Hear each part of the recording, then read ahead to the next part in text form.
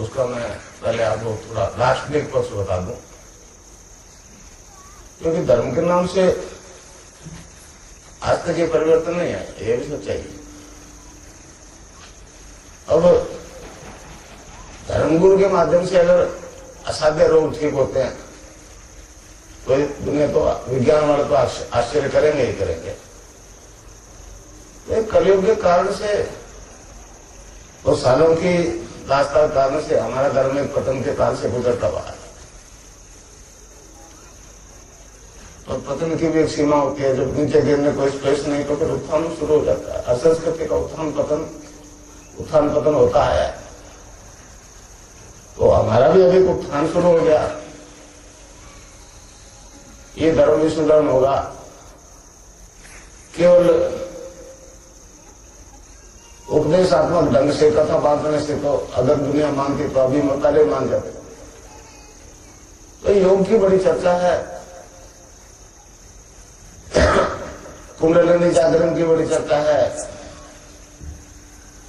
पश्चिम मान चुका है कि धनबल और जनबल से तो हमने जोर लगा लिया, शांति हो नहीं सकती।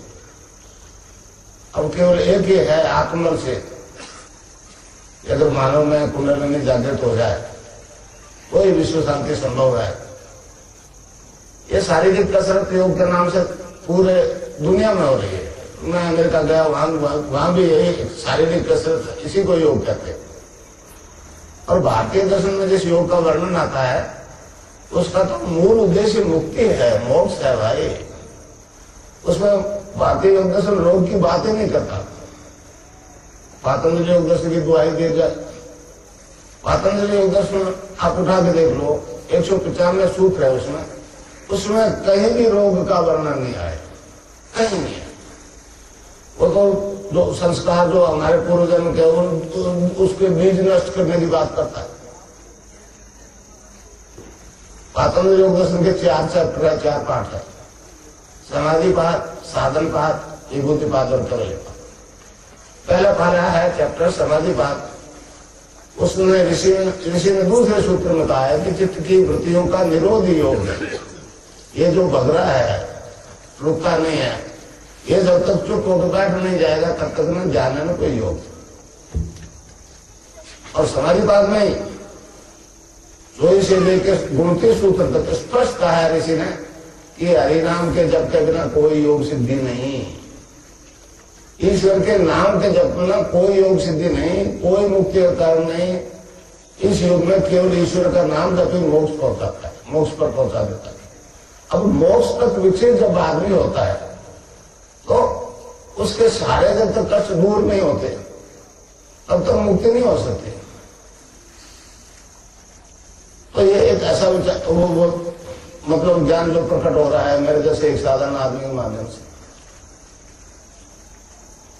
मैं भी आपके जैसा एक गृहस्थी आदमी भाई, कोई विशिष्ट आदमी नहीं, कोई महान आदमी नहीं। मैं ऊपर बैठ गया, आप नीचे बैठ गए, मैं बड़ा नहीं हो गया, आप छोटे नहीं होंगे। कहीं तो एक व्यवस्था चली आ रही है हमारे गुरु शिष्य परंपरा शुरू से कि श्रद्धा के हिसाब से नीचे बैठते। तो इसमें 2 तरीके हैं देने लेने की। किसी गुरु में सामर्थ्य नहीं, मैं आपको हाथ बता दूं। जैसा आपका शरीर वैसा मेरा शरीर। मुझ में परिवर्तन आ गया, नाथ जी की शरण में गया। आप में जो परिवर्तन आ सकता है, हर मानव मात्र में वो परिवर्तन आ सकता है, स्त्री पुरुष में वो परिवर्तन आ सकता है। केवल ये अपने आप को समझने की जरूरत है, आप क्या हो। मैं तो आपको अपने आप से इंट्रोडक्शन करूंगा, आप क्या। आप ये शरीर नहीं हो, आप आत्मा हो जो अजर अमर है। हमारे धर्म का गुरु को भी ना मुक्ति नहीं होती। अब मुक्ति कोई खिलौना है, गुरु के पास जाके आपको हाथ में पकड़ा देगा भाई। वो तो एक रास्ता बताता है कि इस ये मंजिल तक पहुंचने के लिए रास्ता है, और वो केवल एक ही है, नाम जप। गोस्वामी तुलसीदास जी ने कहा है कलयुग केवल नाम आधार, सुमर सुमर न करी पारा। कलयुग में केवल ईश्वर के नाम से ही सारी समस्या में अंत होता है, समझे।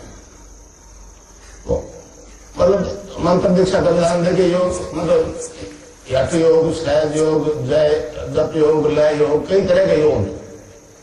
मैं जो जिसकी दीक्षा दे रहा हूं वो है सिद्ध योग। सिद्ध योग, इसकी सिद्ध योग कहते हैं, शक्तिवाद दीक्षा। इसमें गुरु जो है 4 तरह से साधक को चेतन करता है, पुनर्जन्म को चेतन करता है। हाथ तक कर आज्ञा चक्र पर, मूलाधार पर, या फिर मंत्र से,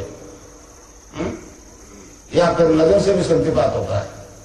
और चौथा एक दीक्षित शिष्य जो ले जाता है, गुरु बैठा देख कर ले जाता है। वैसे तो बहुत कम होता है, जैसे एकलव्य ने ले लिया, कबीर साहब ने ले लिया। तो इस प्रकार से एक परिवर्तन आ रहा है, ईश्वर के नाम जब से आ रहा है। ये कोई जादू नहीं है, ये कोई करिश्मा नहीं है। लोग दिखावा करते हैं, धार्मिक होने का दिखावा करते हैं, दुनिया को दिखाना चाहते हैं हम देखो कैसे धार्मिक है।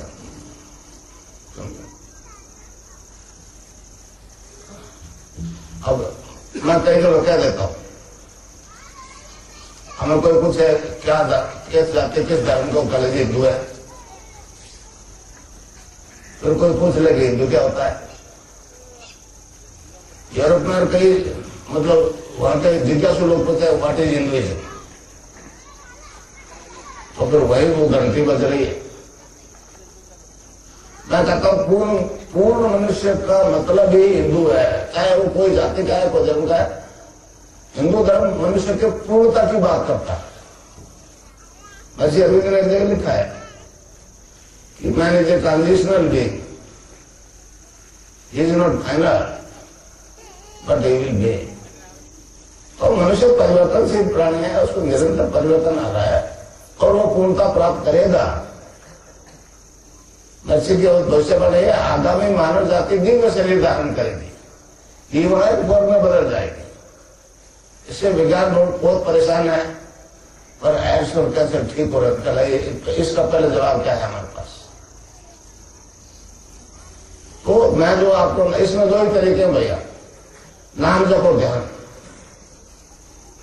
पहला तो नाम जप, जो गुरु देता है उसको निरंतर जपना होता है। रावण जी के लोग अब वो एक जब विज्ञान टर्म्स है एजपा जाट भाई आपके अंदर जो बैठा है वो जपना शुरू कर देगा।